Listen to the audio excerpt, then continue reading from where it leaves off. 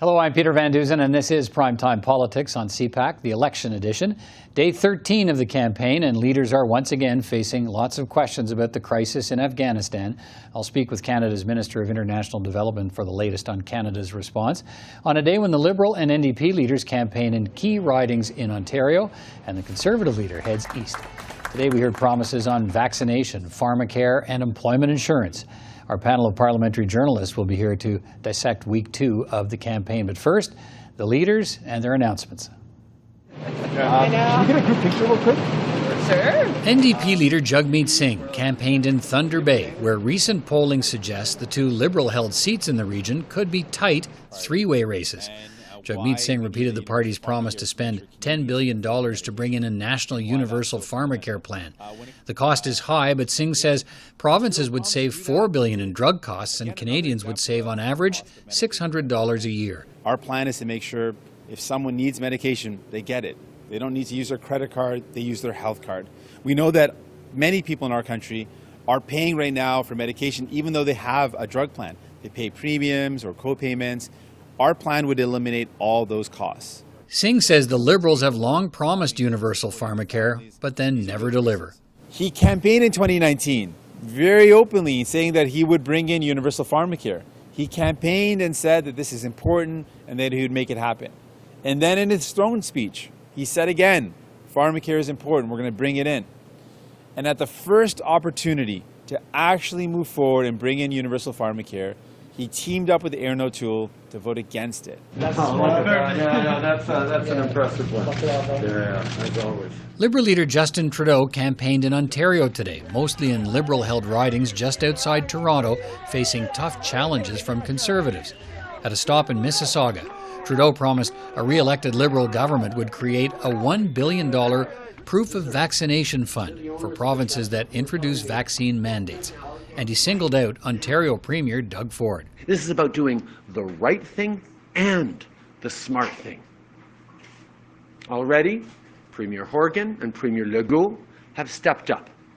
And I certainly hope that here in Ontario, Premier Ford steps up as well. It's time for him to listen to public health officials and leaders like Bonnie Crombie. And we'll be ready when he does. Because keeping you safe, that's my top priority. Trudeau also doubled down on his attacks on the Conservative leader for his opposition to mandatory vaccines for federal public servants and travellers. Conservative leader Erin O'Toole began the day in Newfoundland and Labrador before heading to Nova Scotia. O'Toole campaigned in Corner Brook, Newfoundland, in a riding that's been solidly Liberal. He promised a Conservative government would double employment insurance benefits to 52 weeks for seriously ill workers. So Canadian workers can focus on what matters, their health and their family. With Canada's recovery plan, we will ensure that sick workers receive the support they need to recover. You can't have a healthy economy without healthy workers. O'Toole was also asked whether a Conservative government would provide funding to provinces to set up vaccine passport systems. If the provinces make decisions on proof of vaccinations, vaccine passports, we will support and respect what the provinces decide to do. It is their decision. Bloc Québécois leader Yves-François Blanchet was in Chicoutimi, Quebec for a second day in a riding held by the Conservatives. He called for more federal support for Quebec's aluminum industry. And Green Party leader Annamie Paul remains in Toronto, where she once again pressed the Canadian government to do more for the people of Afghanistan. I'm saying in particular the Prime Minister and his ministers that this crisis has not had their full attention. It has not had the attention it deserves, and that is to the shame and embarrassment of all of us as Canadians. I get to see my family tomorrow for a brief moment, and then I'm back on the road for Sunday. And that's the kind of day it's been, day 13 of the election campaign. Well, the party leaders also faced more questions today about Canada's response to the ongoing crisis in Afghanistan. The federal government is promising to keep up its efforts to get those left behind in Afghanistan to safety here in Canada. Those people are being told by federal ministers not to lose hope, even while there's no concrete plan yet to get them out. 500 people headed for Canada managed to get on a U.S. flight out of Kabul yesterday. In a moment, I'll speak with Canada's Minister of International Development. But first, the latest from party leaders on the campaign trail today. Even as this temporary air bridge ends with the withdrawal of American and allied troops, we continue to work with regional partners. We continue to do everything we can and will continue to do everything we can to make sure that people who have processes with Canada, who have documentation for Canada, who've been engaging with Canada these past months, are able to come to Canada. We will continue to work day in and day out to get them to safety. We should be working closely with our allies and border states to provide refuge for people that are able to flee the Taliban. And with any that have links or their families to Canada, we need to bring them here. We need to show leadership. We need to work with our other allies to establish security corridors for both aid and for refugees. And I did say that we need to work with our allies to provide both political and material support in any way to try and help keep people safe and preserve the ability to provide aid to sections of the country. At this point, I can just say we need to do everything possible to work with our allies to support getting anyone and everyone that we can support to get out of Afghanistan at this point, and with a particular focus on our allies and those that supported our forces. Karina Gould is Canada's Minister of International Development. She was part of an update today with a number of federal ministers on the latest on the government response in Afghanistan. Minister Gould, first of all, thanks for taking time to speak with me today. I really do appreciate it. I'm really glad to be here, Peter. Thanks for... We heard today that Canada did secure space on a U.S. airlift plane for 500 more Afghans coming to Canada, or people coming to Canada. And I guess a lot of people holding out hope will wonder whether there's any chance that in the last remaining few flights getting out of Kabul, whether more Canadians might make it on a flight. Well, I can tell you, Peter, that we are doing everything we can within the Government of Canada to secure exactly that. We are in very close coordination and collaboration with our U.S. partners in particular, but also with the UK. Obviously, their focus is on winding down their mission, getting Marines and UK armed forces personnel out.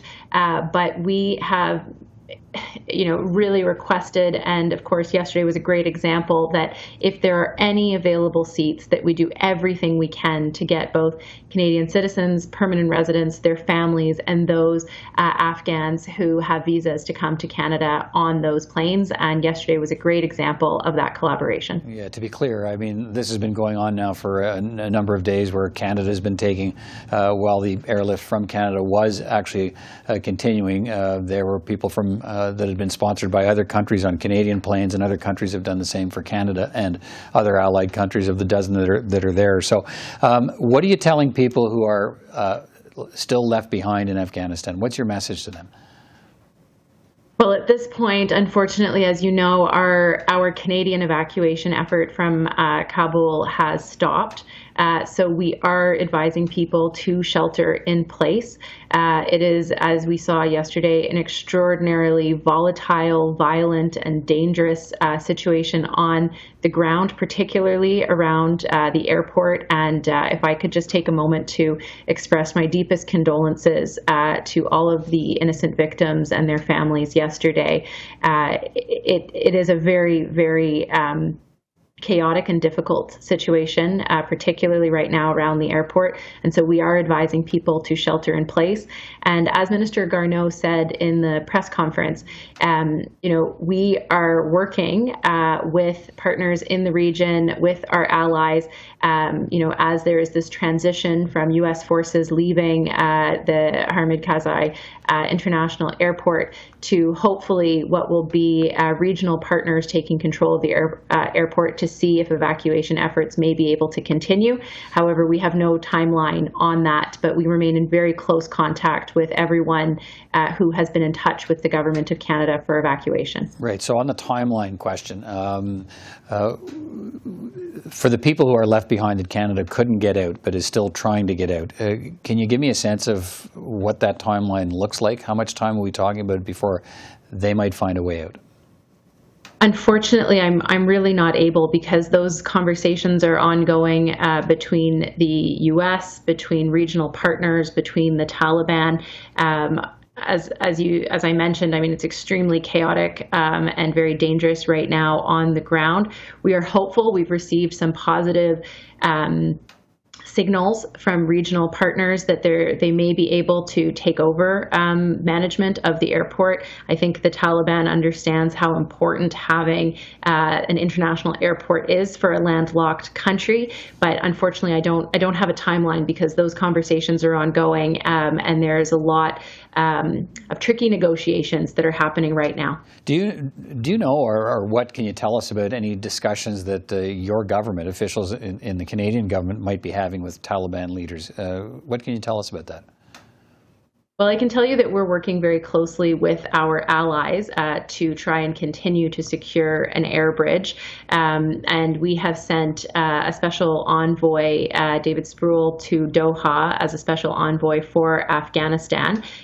We are not having direct talks right now with the Taliban, but we are supporting all allied efforts to have those conversations for operational requirements, but we are not engaging directly with the Taliban at this point. So where is the focus? I mean, there's I guess some hope still that the airport can be revived, and that flights can, I guess commercial flights and maybe more would end up taking Canadians and others out of Afghanistan. But is it just as likely that the way out of this will be that there'll have to be some sort of discussions around safe corridors that can get people in Afghanistan into Pakistan, for instance, which is offered to help, and from there they can be spirited out? I can tell you that all of those conversations are happening right now, but the real main focus is on securing the airport so that there is a functional airport, international airport in Kabul. The situation outside of Kabul is even more volatile, quite frankly. The level of control that the Taliban has inside Kabul versus in the rest of the country varies quite significantly. So it is very dangerous for people to cross via land to other countries right now. And it's not necessarily the same actors who represent the quote-unquote Taliban in different areas. So our focus is absolutely on the airport and working with allies and partners to be able to continue having an air bridge to get people out of Afghanistan to safety. But we are also working with countries like Pakistan and other neighboring countries to see what is possible. But those are very difficult conditions right now in the provinces outside of Kabul. Fair enough. Canada's poured billions of dollars into Afghanistan in large part with the goal of advancing the rights of women and girls, and now they face a horrible fate under the Taliban. Talk to me about that. How specifically focused is your government on, making sure that some of those hard-won advances over the last 2 decades are not lost, and in terms of prioritizing the removal of women and girls from Afghanistan trying to get to Canada?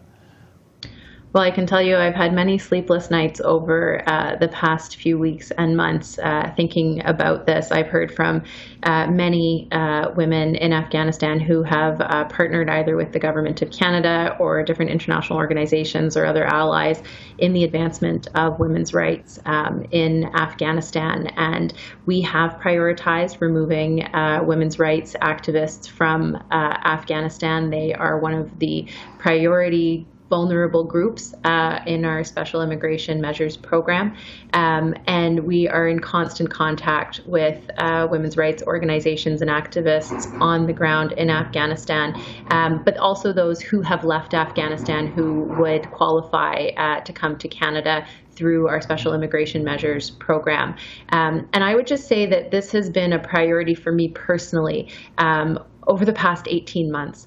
When the United States announced that they were going to be entering into peace negotiations with the Taliban, one of the first things that I did as Minister of International Development was to say that our international assistance in Afghanistan would be dependent on safeguarding women's rights. And I made that announcement public back in November of 2020 at the Afghan Donors Pledging Conference. And we have been in constant contact with the United Nations and other partners really to reinforce this message. And it's one that both Minister Garneau and I reinforced at the G7 Foreign and Development Ministers last week, and so that we could have a united front as G7 countries when it comes to protecting and safeguarding women's rights in Afghanistan. Canada's Minister of International Development, Karina Gould. Thank you so much, Minister, for your time tonight. Appreciate it. Thank you, Peter. Well, let's call on three colleagues in the Parliamentary Press Gallery for their thoughts on week 2 of the election campaign. Susan Delacourt's a columnist with the Toronto Star. Joël-Denis Bellavance is the Parliamentary Bureau Chief for La Presse. And Mia Rabson is a parliamentary reporter with the Canadian Press. Good to see you all. Susan, what's been the big story of the campaign this week, and what impact is it having? Well, this has been, I think the general discussion at the end of last week was there's no one real issue. There is Afghanistan looms over everything, of course, but I'm not sure that we're ready to put that in the category of a campaign issue yet, because it hasn't featured in much conversation between I think affordability and housing, all of those things, the cost of living, that's been a theme for all of the parties. And I think we're closing in on the idea that we may be talking about the pandemic soon, vaccination passports, right? Specifically. Yeah, that was big on the campaign trail today. Joël-Denis, what are your thoughts? Yeah. What's been the big issue this week, and what impact has it had? Well, to me, it's the continuous morphing of Erin O'Toole as a friend of unions. He had 3 proposals this week just to get closer to unions. One that would allow members of unions members to be part of the administration board of companies. Another one to protect the pension funds of workers if the company goes bankrupt. And another one today or Friday, extending the unemployment insurance if you get sick from 26 weeks to 52 weeks. That kind of proposal could get out of the mouth of the NDP or the Bloc Québécois, but they're actually coming out of the mouth of Erin O'Toole. So this is just shows how to the center that Mr. O'Toole is trying to bring his party to make it more appealing to middle-of-the-road Canadians. So the morphing of Erin O'Toole is very much, to me, a revelation this week. Okay, Mia, what about you? What do you think's been the big issue on the campaign trail this week, and how do you think it's playing out? For me, it really is Afghanistan. I mean, this was not an issue that people sort of saw coming. I don't think that the Prime Minister would have necessarily saw this coming as an issue, but there's no doubt that it is hurting the Liberals. They have not been able to be as on message about what they want to be talking about, because at every press conference that Justin Trudeau has, half, if not more, of the questions that he's getting are about Afghanistan. Canadians are watching what's happening there with a lot of alarm, a lot of concern, and it is definitely dominating the discussions, at least for the Liberals, and not getting the messages they want to get out about things like vaccines and passports and healthcare and climate change. Right, and let's sort of move on that a little bit, Susan. I mean, we've all covered a lot of campaigns here, and if you're not playing offense, you're playing defense, and that's really important in terms of the dynamics of a campaign. So, who's been playing offense this week, and who's been playing defense? Oh, I would definitely say that the Liberals are playing defense. And, the main issue sort of that we've been pursuing a bit at the Star, my colleagues have been doing some great work on this, is at the end of last week, there was sort of a debate about whether the Liberals were having a bad week or a good week. And then that's somehow solidified, thanks to the polls a bit, into the idea that, is it time to panic? And, all of us remember Jean Chrétien, Nervous Nellies, or the sort of past Liberal panic of the past. And so I think there has been a growing sense this week that the Liberals are playing defense more than they should for a party that was supposed to have gone into this campaign with all kinds of advantages. For some of it is for the reasons Mia is talking about, events, right. Afghanistan. Others seem to be... The Liberals are doing this almost as a paint-by-numbers textbook campaign, and it doesn't feel like the right tone for a once-in-a-lifetime election, a pandemic, all of the big things we're being told. JD, we should tell people Joël-Denis is a hockey goalie, so he knows about he knows about playing defense. An award-winning one. What are you seeing? What are you seeing, JD, this week in terms of who's on defense and who's on offense? Well, I agree with Susan. The Liberals are clearly on defense, but it depends in the region. In Quebec, I would say the situation is pretty much stable for the Liberals. They're not losing any seats. They may not be making the gains that they're hoping for, but they're not as on the defense as, for example, in Ontario, where things appear to be moving in some direction and not in favor of the Liberal Party. The NDP is very much solid in Ontario, being a real player in some races. Conservatives seem to be picking up some support. So the traditional bastion of the Liberal Party, which has been Ontario, seem to be sort of shaking loose, and you see some fruits being picked up by other parties. So it put into jeopardy, obviously, the attempt by the Liberal Party to win a majority. If they can't keep the seats they have in Ontario, they have to keep those seats. Otherwise, they're going to be very much on the defense. Yeah, but they not only have to keep those, but the conventional thinking is they not only have to keep the ones in Ontario, but they have to win some more in BC, but they certainly have to win more in Quebec. So if they're not losing seats in Quebec at this point, that's almost a loss at this point, isn't it? They have to win seats in Quebec, not just hold what they have. But absolutely. The Liberals told me before the election was launched that they want to win 10 seats in Quebec.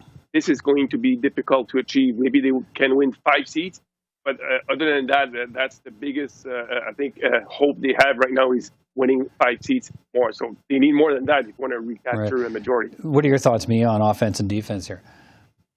Well, there's no doubt the Prime Minister's been on defense. Like I said before, he's not getting his message out because he keeps getting questions about things that are happening at events or things that are his, today he was asked about, his own campaign stop. Was it violating Ontario's public health rules? So he is not being able to get out the message. And many of the questions and answers, it sort of seems like he knows the answer he wants to give. It doesn't matter what the question is, which is really a sign that he's playing far more defense. He is not able to sort of get those attacks out on his own. And nobody's actually asking him sort of to give the lines that he wants. It is no doubt that they're on defense. There's some things that have happened in the other campaigns that maybe they're not thrilled about, but they haven't actually gotten that much attention because of what's going on with the Liberals. Okay. Susan, I think a lot of people were wondering exactly when this would happen, and it may be a sign of flowing from the conversation we're just having about offense and defense. Justin Trudeau is attacking Doug Ford today over vaccinations. He singled out Scott Moe in Saskatchewan, Jason Kenney in Alberta for criticism as well. So today taking on, Aaron O'Toole again over healthcare and vaccinations. But what do you think it means that he's now going after Conservative premiers? Well, I keep wondering what it means for this great report that my colleague Rob Benzie had, that there was a détente or a truce or a non-engagement pact between Ford and Trudeau in this campaign. And there is tension between the O'Toole branch of Conservatives and Doug Ford, and Trudeau may be trying to poke at that a little bit too.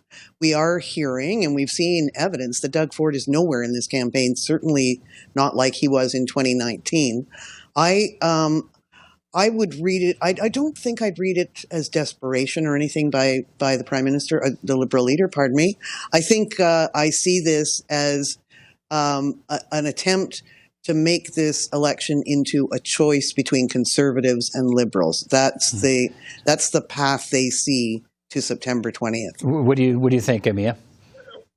Yeah, I mean, absolutely. I mean, Justin Trudeau's been trying to do that for months, sort of put Aaron O'Toole against and up in the same line as premiers that he thinks Canadians or the people in those provinces aren't happy with. Doug Ford, Jason Kenney in Alberta, in terms of their handling of the pandemic and sort of the responses that they have given. He's trying to tie them all together.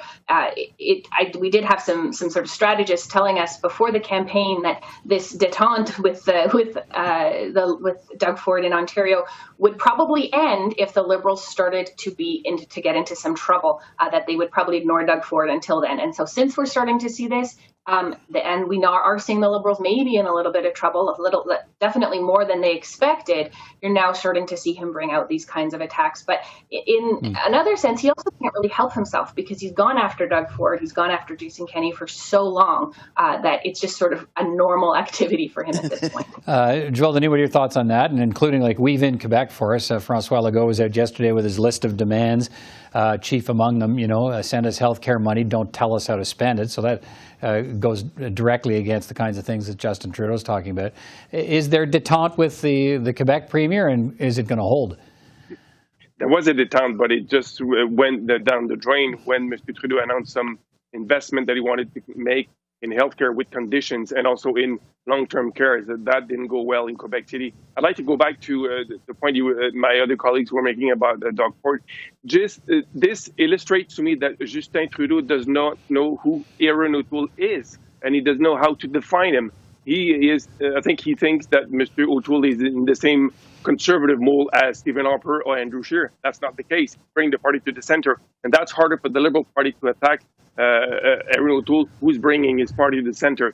And so that makes it more difficult. And that's why you see Mr. Trudeau bringing in the premiers from Alberta and Ontario, and at some point Saskatchewan, who are not as popular as they should be, obviously, and trying to bring this unpopularity to O'Toole. But will it stick? I don't know. So far, he's been throwing Jell-O at the wall, and it's not sticking. Yeah. Well, and we've seen before. There's room for everybody in a Canadian election. We've seen that over the years. Susan, let's finish on this. Aaron O'Toole said today that he won't honor the new Liberal targets for climate change emissions reductions if he forms government. That he'll go back to the Harper-era targets initially adopted by Justin Trudeau of 30% cut to emissions from 2005 levels by 2030. But the other parties are offering more ambitious emissions reductions target. He's kind of the outlier on this. How vulnerable could he be on this climate issue, having expended a lot of capital to move his party towards taxing carbon, but now saying the targets are the targets and I'm not moving off them? I saw that as an interesting development and a sign that the campaign may be moving into a new phase. As JD has been saying, Aaron O'Toole has been sort of gliding through this so far. I think the higher he's been climbing in the polls, the tougher the questions are going to get. And you saw that today. The climate one, I think, is going to be one. I think on vaccination passports, he did not answer the question today. And I think that you're going to see, all right, if you're serious, what are you seriously proposing? He has lots to say about his own platform, but when he's caught on defensive, he doesn't have a lot to say. Okay, I got 15 seconds each for Joël-Denis and Mia on this. Quick answers, please, on Aaron O'Toole and climate change and vulnerabilities. Well, it could be a problem for Mr. O'Toole in British Columbia and Quebec, whereas climate change is the big priority. We've just seen so many forest fires in British Columbia, so it brought this issue to the top of minds of people. And climate change is very much also the dominant issue in Quebec, so it could be problematic for Mr. O'Toole. All right, Mia, final word to you. Yeah, I mean, absolutely. Climate change is still a top of mind issue for many voters. I haven't heard a lot about it in this campaign, but Aaron O'Toole has not been as specific as he was today. He's been asked about these targets for months. Today was the first time he said, absolutely, I will not go after. I'm actually going to have to go to the UN and lower those targets. That is something that I guarantee you the Liberals will seize on, the NDP will probably seize on, and might make some Canadians for whom climate change is a big deal uncomfortable. All right, thank you all. Week 2 of the campaign just about down, and we all look forward next week to week 3. Take care, everybody, and we'll talk to you soon. Take care. Have a good weekend. Thank you. Well, that's all the time we have for this edition of Primetime Politics, the campaign edition. From all of us here at CPAC, I'm Peter Van Dusen. Thanks for watching. I'll see you next time.